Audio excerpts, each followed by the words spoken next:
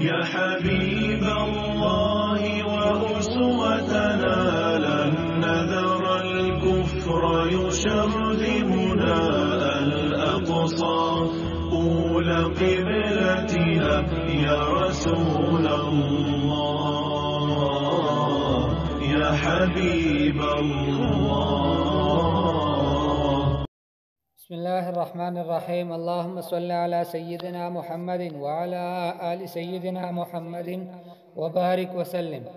وعن زر بن حبيش قال: أتيت صفوان بن عسال رضي الله عنه أسأله عن المسح على الخفين.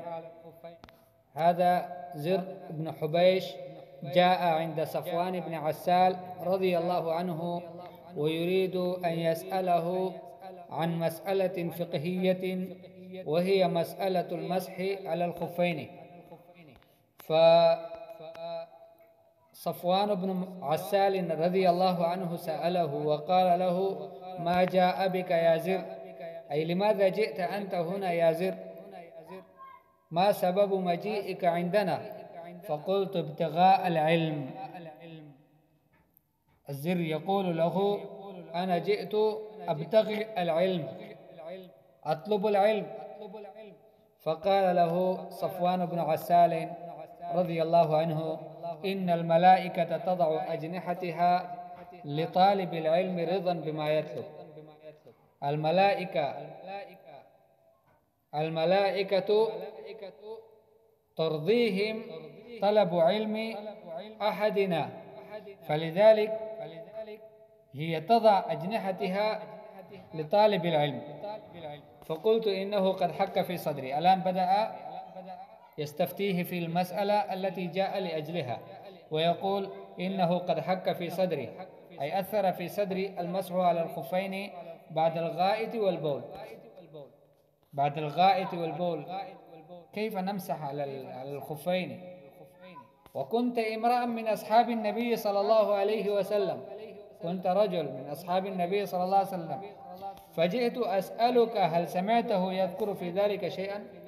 أنا جئت حتى أسألك أنت، هل سمعت النبي صلى الله عليه وسلم يذكر في هذه المسألة شيئا؟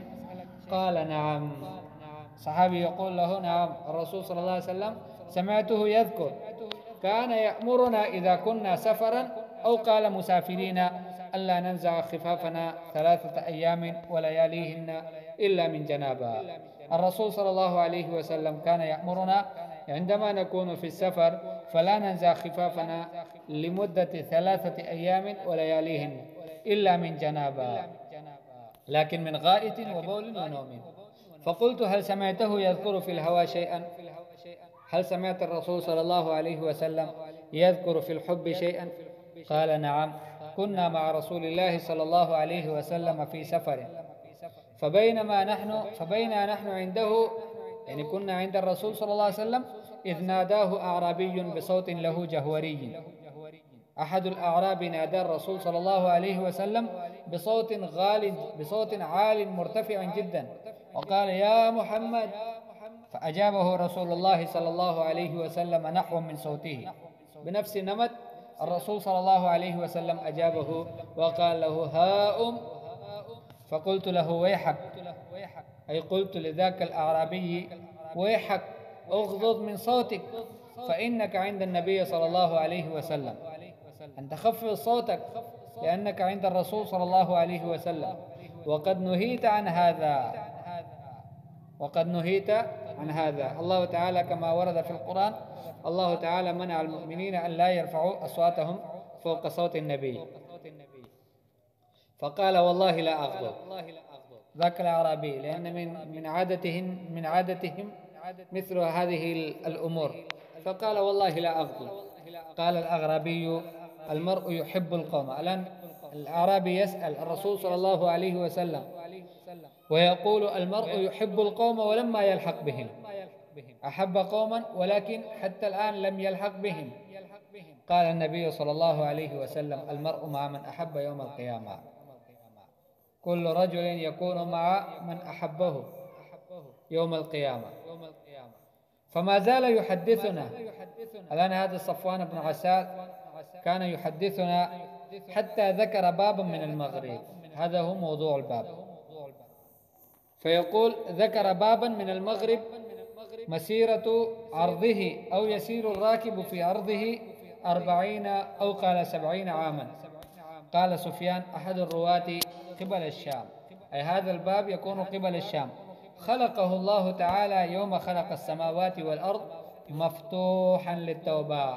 هذا الباب الكبير الذي عرضه مسيرة 40 أو 70 عاما وهو قبل الشام، الله تعالى خلقه يوم خلق السماوات والأرض، وهذا الباب مفتوحا للتوبة لا يغلق حتى تطلع الشمس منه، حتى تطلع الشمس من المغرب.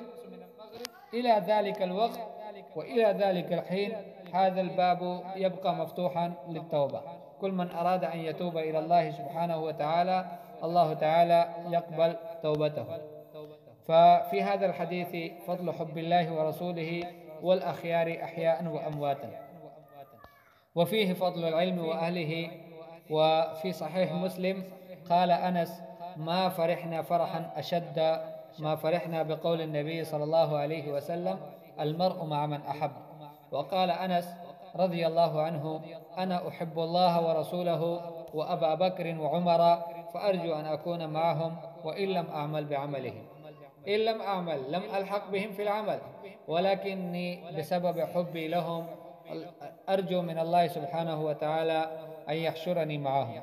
فنسأل الله سبحانه وتعالى أن يحشرنا في زمرة الصحابة والتابعين والصلحاء ومن بعدهم بإحسان إلى يوم الدين. وصلى الله تعالى على خير خلقه محمد وآله وأصحابه أجمعين.